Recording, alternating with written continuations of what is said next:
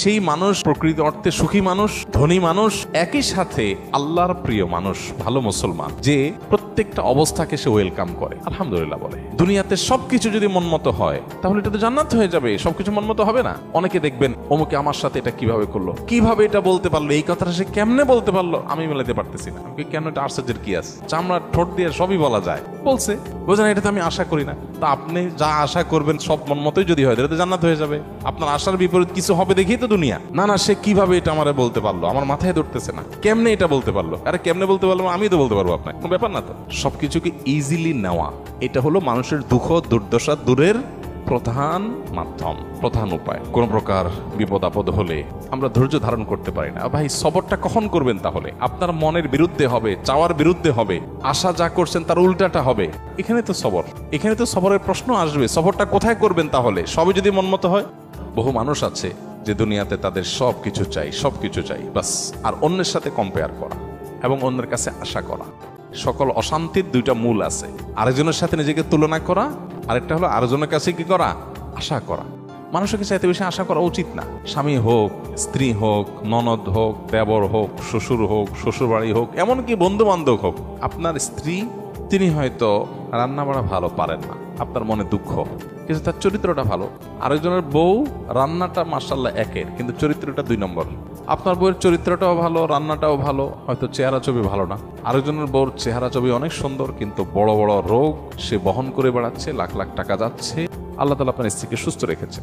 একইভাবে মেয়েরা যদি পুরুষদের দিকে তাকায় দেখেন, আমার স্বামীটা অমানুষ, সে একটা ফোন করে না, একটা মেসেজ দেয় না, একটা খোঁজ খবর নেয় না, আমি মনটা খারাপ করে বসে আছি। আরে ভাই, আপনার স্বামীটা নেশাখোর? কোনো নেশা করে না, আলহামদুলিল্লাহ করেন। অনেকের স্বামী নেশাখোর, স্বামী অনেক খোঁজ খবর নেয়, অনেক কেয়ারি, কিন্তু নেশাখোর। আবার অনেকের স্বামী সব দিক থেকে ভালো আছে, কিন্তু তার ক্যান্সার 4th স্টেজ হয়ে গেছে, যে কোনো মুহূর্তে মারা যাবে। আল্লাহ আপনার স্বামীকে সুস্থ রেখেছেন। আপনার স্বামীর খুব বেশি উপার্জন নাই, আলহামদুলিল্লাহ, উপার্জন নাই, কিন্তু আল্লাহ তাআলা অনেক দিক থেকে তাকে ভালো রেখেছেন, অ্যাডভান্টেজ আছে। একজন ইমানদার, সে সবসময় পজিটিভ জিনিসগুলো দেখবে। শেখ মোহাম্মদ মোতাওয়াল্লি আশ-শারবি, মিশরের একজন বড় স্কলার, কোরআনে কারীমের একজন বড় মুফাসসির, তার একটা ছোট স্ট্যাটাসে তিনি লিখেছেন যে কারোর ঘর যদি চুরি হয়ে যায়, চুরি হয়ে চোরের সব নিয়ে যায়, সব বলতে যা যা নেওয়া গেছে, তারপরও সে ঘরে ঢুকে যদি দেখে যে খাটটা আছে, আলমারিটা আছে, আলমারির ভিতরে সব নিয়ে গেছে, আলমারিটা আছে, সে আল্লাহর কাছে শুকর আদায় করবে, যাক, ভারী ভারী জিনিসগুলো নিতে পারে না, আল্লাহ শুকর, এগুলো চোরে নিতে পারে না। এগুলো যদি নিয়ে যেত আমি কি করতাম? যাক, আলহামদুলিল্লাহ, চোরে নিচে দেখে কিছু গেছে, কিছু আছে, যদি আগুন লেগে পুড়ে যেত, যাতে সব ছাই হয়ে যেত। আপনি বিপদেও আলহামদুলিল্লাহ কেন বলবেন? তার সায়েন্সটা এখানে। আপনি বাইক অ্যাক্সিডেন্টে পড়ে গেছেন, দেখতেছেন ঠ্যাং একটা নাই, এটা আলাদা হয়ে গেছে, ওই অবস্থায় আপনি কিভাবে আলহামদুলিল্লাহ বলবেন? কিভাবে আপনি পরিতৃপ্ত থাকবেন, আল্লাহর শুকর আদায় করবেন? সায়েন্সটা কি? সায়েন্সটা হলো, আপনি দেখবেন যে মাশাআল্লাহ আপনার আরেকটা পা ভালো আছে।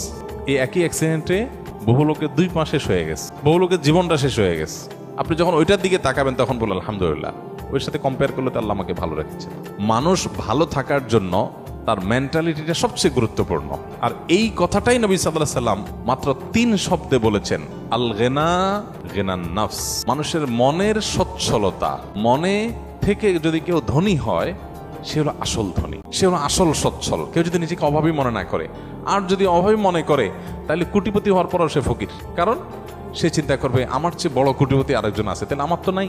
আমি সবসময় চিন্তা করবো আমার চাইতে খারাপ কত মানুষ আছে, আলহামদুলিল্লাহ অনেক ভালো আছে, আমার ভিতরে কোনো দুঃখ নাই। তো এই জন্য এই বিষয়গুলোর জন্য আমাদের মানসিকতার পরিবর্তনটা হলো সবচেয়ে গুরুত্বপূর্ণ বিষয়।